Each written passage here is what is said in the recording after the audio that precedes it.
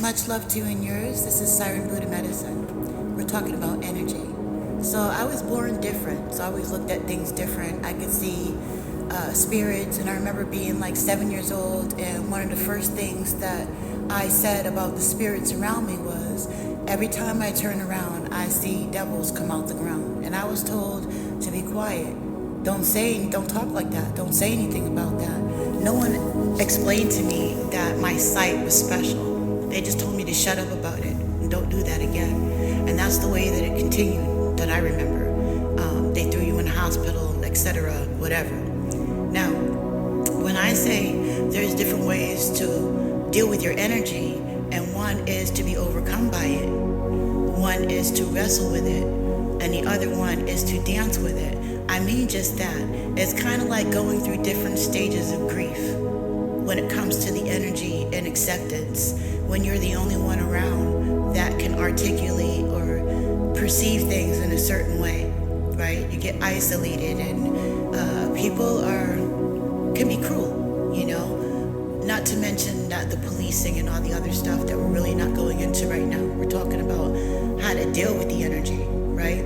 So with all the other things going on in the background, that's also energy, and dealing with your self-acceptance and you being energy, and the things you have to do to maintain your own energy daily that you want to weave into your routine that is not abrasive. You want things that naturally fold right into your space, that you do, that enhance your energy, that just become a part of your life, so that it's not an extraordinary thing for you to do, okay? And how you get to that is spiritually inside. Physically, the things you have to do to anchor yourself into the physical world outside, and intellectually, because you're actually dealing with the hidden world that no one else can see, that you're managing, right? Because the consciousness is the plasma field, and these plasma fields are alive, right? These energies are awakening, and what you're doing is you're connecting to them. You're connecting to them through your acceptance, allowing yourself to see, allowing yourself to trust in your internal knowledge, right? To explore intellectually your design, and to emotionally be able to connect the scientific information to your emotional design and how you actually operate in your daily life. And how you get through this is dealing with your shadow self, dealing with your, all right, it could be complicated. Things can be not complicated.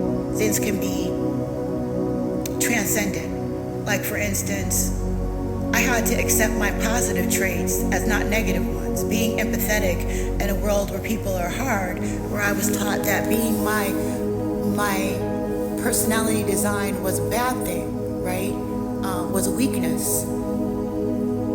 Getting through the part where I was being overwhelmed by it, my design, to the place where I was wrestling with my design, to the place where I was dancing with my design and acceptance of who I am, and putting up proper boundaries and things like that. Dancing with it as opposed to wrestling with it, as opposed to being overwhelmed by it, overwhelmed by other people's messages, overwhelmed by my not wanting to accept myself because I didn't know how to put up personal boundaries. So it's finding your inner strength and balancing it out with your gifts and abilities. And that's a journey. That's a journey of acceptance. That's a journey of indoctrinating information, of unlearning certain things, or learning why you learn certain things, to get into the point where you're feeling more confident with your knowing and the spirit within you. And there's different places in your life where you'll be in different stages of this as we grow and develop. That's why you're a student and you're also a teacher, if you are a true teacher, because when you get to the space where you realize that with all your knowing and understanding, there's always something else to learn. that connects to something. Like these boxes of knowledge open up with each age, with each opportunity, with each one of us that tap in. There's new spaces of awareness that opens up that allows us to tie information together. Okay? And so as we open up and we develop and we change, as we allow or disallow certain things that are counterproductive to us, as we go in a direction of bliss, as we find ourselves and find out what that means to us, particularly to our own personal design, as we shed the false self and start folding ourselves into our real self and embedding ourselves in a place where it feels natural, right? Standing on our square or standing on your disc, you know, personalizing your perception to a space where it's interwoven with the all or with others. When you get to this space,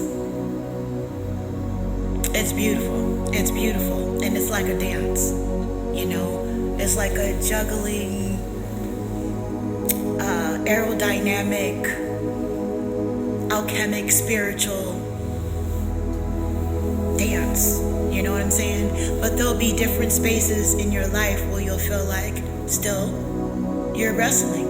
Or there'll be spaces in your life where you feel like you're overwhelmed and overcome by it. But that awareness can always take you to a space in general, right? Where you're dancing with it through your awareness, acknowledgement, and your own personal truth. So much love to you and yours. So that's what I mean when I say there's 3 things that you can do, right? You could be overwhelmed by the energy of your personal self, your spiritual self, your ancient self, your natural self. You can wrestle with it or you can dance with it. Hopefully you'll dance with me. Life Coach 369A using Siren Buddha medicine. Qigong, right? Find your little formula